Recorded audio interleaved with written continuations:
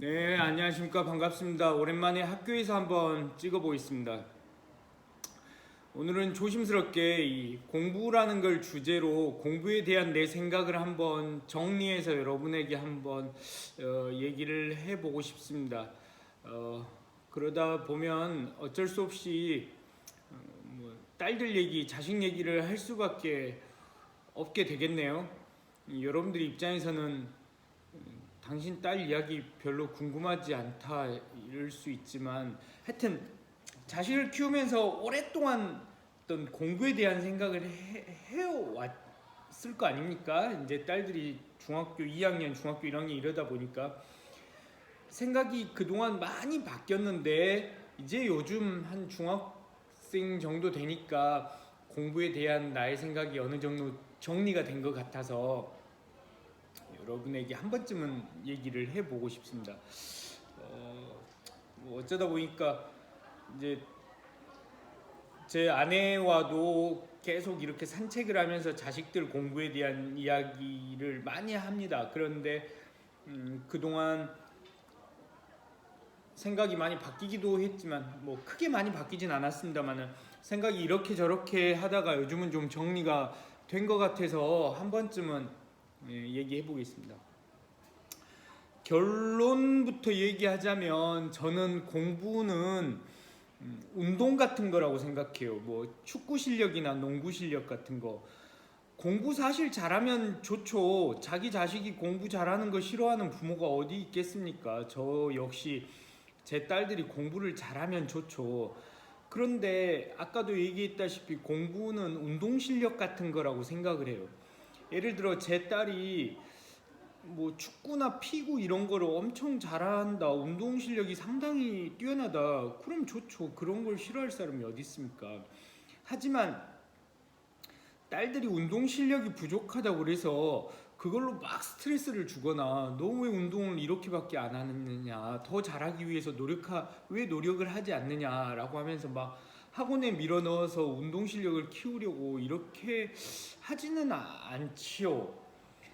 너무 좀 억지스럽게 들릴지 몰라도 사실은 저는 공부는 운동 같은 거라고 생각합니다. 타고난 것이 많이 작용을 하지요.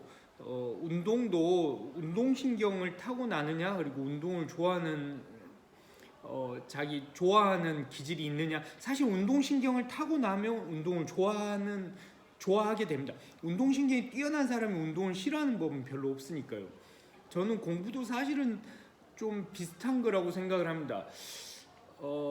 공부를 하는 능력이나 공부를 좋아하는 기질, 참고 앉아서 책을 볼 수 있는 거, 이것은 타고난 측면도 많이 있고요. 전 노래랑 비슷한 거라고 생각을 합니다. 노래도 잘하면 좋죠. 노래도 잘하면 좋은데 노래도 타고난 부분도 많고요. 그리고 노래를 못한다고 해서 우리가 막 스트레스를 주면서 학원을 보내거나 그러진 않죠. 춤도 마찬가지고요. 저는 엄밀히 얘기하면 공부는 좀 그런 거라고 생각합니다. 죄송합니다만 딸 얘기를 조금 해보겠습니다. 딸이 둘 있는데 공부에 대해서 이 두 딸이 상당히 많이 차이가 있습니다. 큰 딸은 공부하는 걸 옆에서 지켜보면 놀라울 정도입니다. 사실 저희 부부가 놀랄 때가 한두 번이 아닙니다. 오해나 하지 마십시오. 큰 딸이 공부를 잘한다는 얘기는 아닙니다. 뭐 못하진 않지만 보면은 뭐 반에서 한 6등, 7등 뭐 이 정도 할 것 같아요. 그러니까 공부가 사실 뭐 엄청 최상위권으로 잘하진 않죠. 그런데 우리가 뭘 보고 놀라냐? 이 자기 주도적 학습 능력이나 태도 이런 것이 굉장히 완성되어 있는 편입니다. 어른도 하기 힘들 정도로 뭐 계획을 세워서 공부를 꾸준히 해 나가는 거, 이런 것은 상당히 놀랍습니다. 수학 공부를 혼자서 차근차근 해가는 거, 뭐 또 시험 공부 계획을 세워서 각 과목별로 공부를 해 나가는 것은 어른도 흉내내기 힘들 정도로 자기 주도적 이 학습 방법과 능력이 상당히 완성되어 있는 편입니다. 놀랍습니다. 지금 최상위권 성적은 아니지만 공부에 있어서는 완벽하게 저는 만족을 하고 있습니다. 공부하는 태도가 좋습니다. 그리고 습관도 잘 들었고요. 그런 딸에는, 큰 딸에는 정말 내버려 뒀는데도 알아서 잘하고 있습니다. 이렇게 혼자서 잘하니까 학원도 보낼 필요가 없었죠. 학원도 안 다니고요. 그냥 학교 끝나고 시간 자기가 잘 운영하고, 놀 때 놀고 쉴 때 쉬고 공부할 때 딱 공부하고, 요즘 보니까 평균적으로 공부를 시험 기간이라 그렇군요. 4시간 정도는 꼬박꼬박 하고 있는 것 같습니다. 혼자서. 하여튼 뭐 이런 얘기는, 제가 하고 싶은 얘기는, 그 큰 딸아이에게는 혼자서 워낙 잘하기 때문에 공부에 대해서 이래라 저래라 말을 거의 해본 적이 없습니다. 이제 수학 같은 것 좀 풀다가 모를 때 도와주는, 풀어주는 그 정도 조금 하고 있고요. 네, 제가 지금 수업을 찍고 있는데 박유민 선생님이 밖에서 얼쩡거리고 계십니다. 용건이 무엇이옵니까? 말씀을 하시지요. 떡. 떡은 제가 아까 제 거 하나 갖다가 우리 이정옥은 줬습니다. 네네네네. 큰딸 아이에게 공부에 대해서 이래라 저래라 이러쿵저러쿵 하지 않는 진짜 중요한 이유가 있습니다. 우리 큰딸 아이는 좀 성격이 온순한 편이어서요, 부모가 누르면 누르는 대로 눌러져 버리는 아이입니다. 사실 이런 아이는 정말 부드러운 무관심이 저는 필요하다고 생각합니다. 청소년 그 심리 상담 하는데, 청소년의 정서가 좀 불안해갖고 심리 상담하러 온 애들은 성격이 제멋대로인 애들은 거의 오지 않습니다.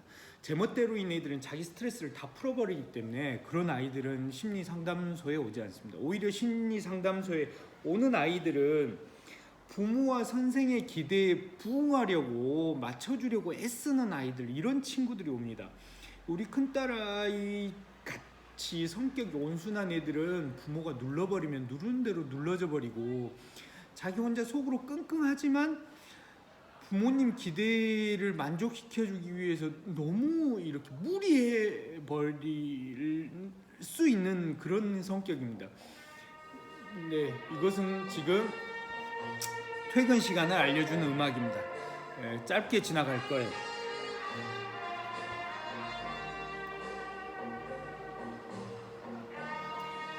심리 상담을 받으러 오는 학생들을 이렇게 순한 아이들이 옵니다. 순해서 혼자서 낑낑거리다가 속으로 골마 터져버리고 마는 아이들이 옵니다. 그래서 이런 친구들, 이런 성격의 아이들에게는 오히려 정말로 부드러운 무관심이 필요하고, 공부에 대해서 네가 그렇게까지 애쓸 필요는 없다, 그게 그렇게까지 애쓸 만한 일은 아니다라는 메시지를 계속 주는 것이 중요하다고 생각합니다. 혼자서 잘해줘서 고맙기도 하고요. 그래서 그리고 큰 딸아이는 잘하고 있으니까, 잘하니까 이제 공부에 대해서 아무 뭐라고 말할 게 없습니다. 작은 아이는 둘째 딸은 중학교 1학년입니다. 여러분하고 같지요. 둘째 딸은 공부에 대해서는 자기 언니랑 정반대입니다. 기본적으로 작은 딸은 어떤 성격이냐면요, 엄마 아빠와 이렇게 관계가 친해지는 것에 대한 욕구가 굉장히 강합니다. 그러니까 엄마 아빠 칭찬을 받을 수 있다면 뭐든 하려고 하죠. 정말 뭐든 하려고 합니다. 퇴근하고 집에 가보면 온라인 수업 기간인데도 지 온라인 수업 끝내놓고 막 설거지를 다 해놓는달지, 세탁기에 빨래를 다 돌리고 다 개놓고 뭐 이렇게 빨래를 다 해놓는달지, 쓰레기 분리수거를 다 해버린달지, 이것이 지가 좋아서 하겠습니까?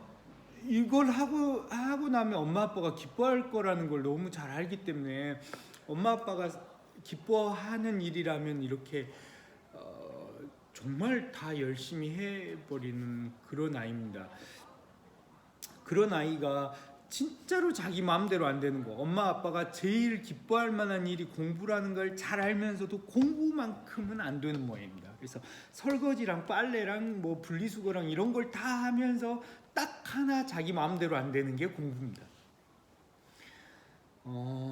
언제 한번 수학 문제를 옆에서 푸는 걸 이렇게 봤더니 제 심장이 덜컹 내려앉을 만큼, 아니 이렇게 쉬운 문제도 못 풀어? 할 만큼 제가 걱정이 덜컥 될 만큼 수학을 못 하더라고요. 그래서 내가 너무 걱정돼서 얘가 수업 시간에도 하나도 못 알아먹겠구나, 이렇게 멍하니 수업 시간에 앉아 있겠구나, 그게 걱정이 돼서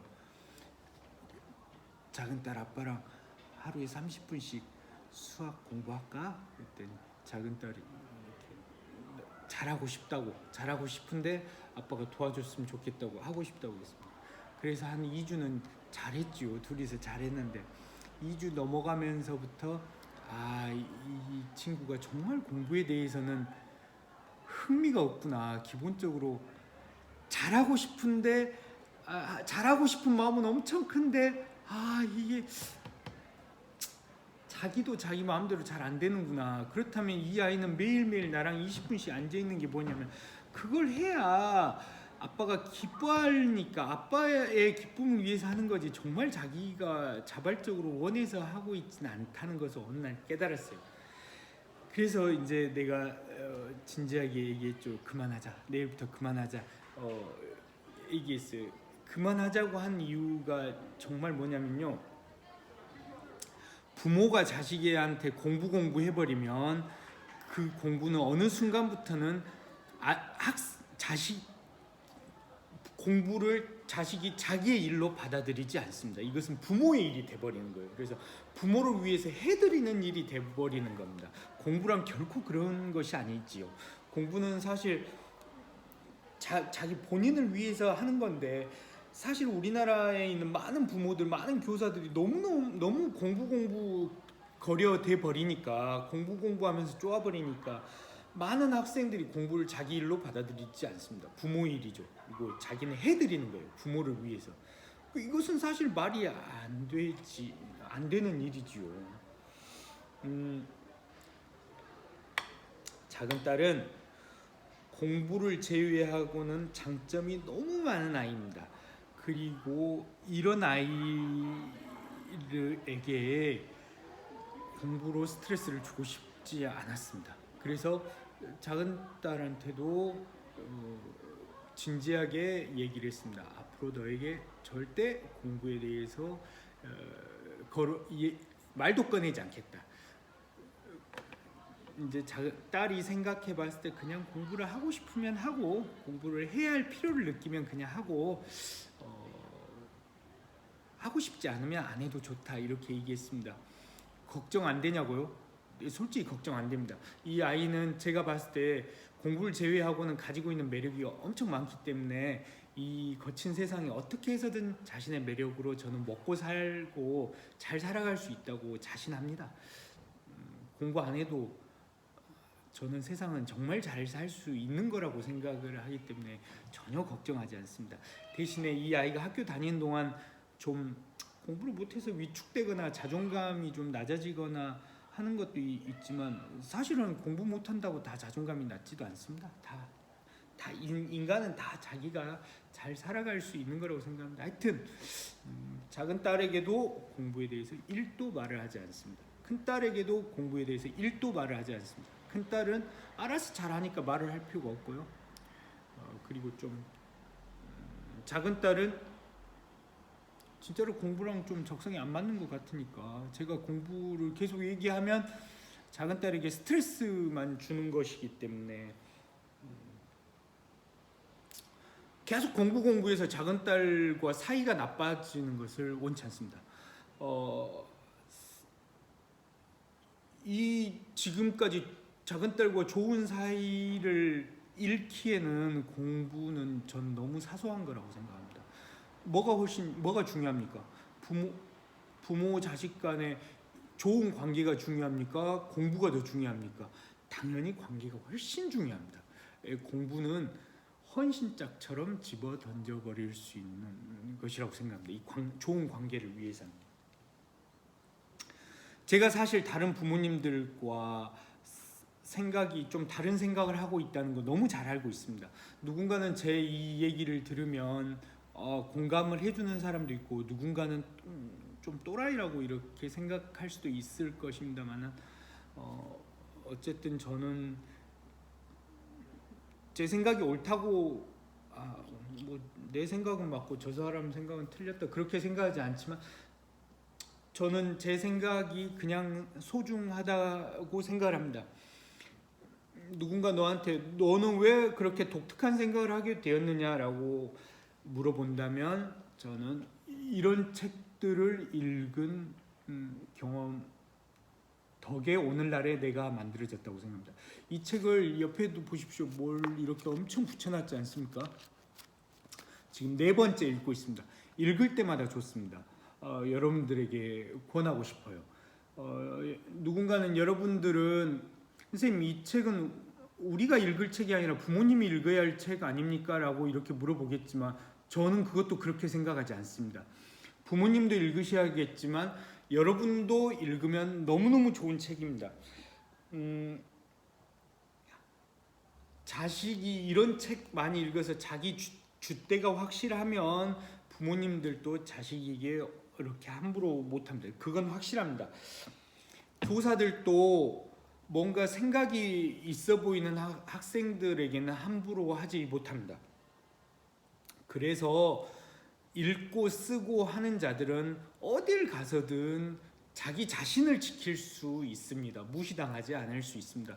여러분에게도 이 책 미움받을 용기를 강력하게 추천합니다. 요즘 서점에 가보면 심리 관련된 에세이들이 엄청나게 많거든요. 이게 심리 관련한 에세이, 치유하고 힐링하고 뭐 이런 걸 주제로 하는 책들이 엄청나게 많습니다.